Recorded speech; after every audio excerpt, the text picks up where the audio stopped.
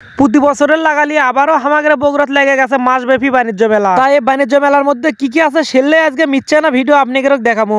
তা আপনারা সগলি কেঙ্কা আছেন? আমার ইনকে বগুড়ার মতকের ভিডিও নিত্যদিন দেখবার চাইলে অবশ্যই ফলো করে আমার গরত বসে থাকা লাগবে। আর ভিডিও দেখবেন কিন্তু লাইক ফলো করবেন না তা কিন্তু হবার লয়। অবশ্যই একটা লাইক দেবেন আর কমেন্ট করে জানান দেবেন। আর ঘটনা হচ্ছে বগুড়ার মধ্যে আনাচে কোন আছে যেটি সেটি মনে করেন ছোটখাটো অনুষ্ঠান হোক বা হকারে বড় মেলা হোক, আমার কানত কিন্তু ঠিকই খবর আসবি। তাই বাণিজ্য মেলা 10-12 দিন হলে লাগলেও আমি ভিডিও কিন্তু প্রথম দিকেই করছি, কিন্তু এডিট করা ব্যাগরে কিন্তু আমি আপলোড দিবার পাইনি। তা ওল্লা আজারের কথা বাদ দে থুয়ে কামের কথা তাসি। তা যেটি সেটি মেলা লাগলে আমার এটা কথা মনে হয় খুব কান্দন আসে, কিন্তু কান দিবারও পাই না আপনাকে সেগুলা কথা কওয়ারও পাই না। এই মেলার মধ্যে বেড়া চলপলের খাওয়ান দাওয়ান ছাড়া কিছুই পাওয়া যায় না, খালি আল্লাহ আল্লাহ ঘোরাঘুরি ছাড়া। আর মেসলপলের দুনিয়ার সাজুগুজুর জিনিস কিন্তু এই মেলাত পাওয়া যায়। খালি যে নিজেরাই সাজবি তা কিন্তু লয় রে ভাই, ঘর বাড়ি সাজানোর থেকে শুরু করে দুনিয়ার জিনিসপাতি কিন্তু এই মেলা তোটে। তা এতই জাতের আনকমন ঘর সাজানোর জিনিসপাতি উঠছে জিল্লের দেখে আমি খানিকক্ষণ টাস্কি লেগে আসলাম। তা ওল্লা জিনিস হা করে উপর দিকে দেখতে দেখতে পেঁয়াজ খেতে খেতে চলে যাচ্ছে বিয়ে বাড়ির লাগাল সাজানো এক সুন্দর একটা রেস্টুরেন্ট। সেই রেস্টুরেন্ট কোনা দেখে আমার মন ভরে গেছে, আর খাবার দাবার দেখে আমার তো সেই চরম হালে খিদে লেগে গেছে। আর এমরানা হালকা ঘাড় কাট করলে টিয়ার পেলাম নানান জাতের আরো খাওয়ান দাওয়ান। তা আপনারা এটি এসে খাওয়ান দাওয়ান দেখেই যান, লেটা মারে খালি বসে যাবেন না।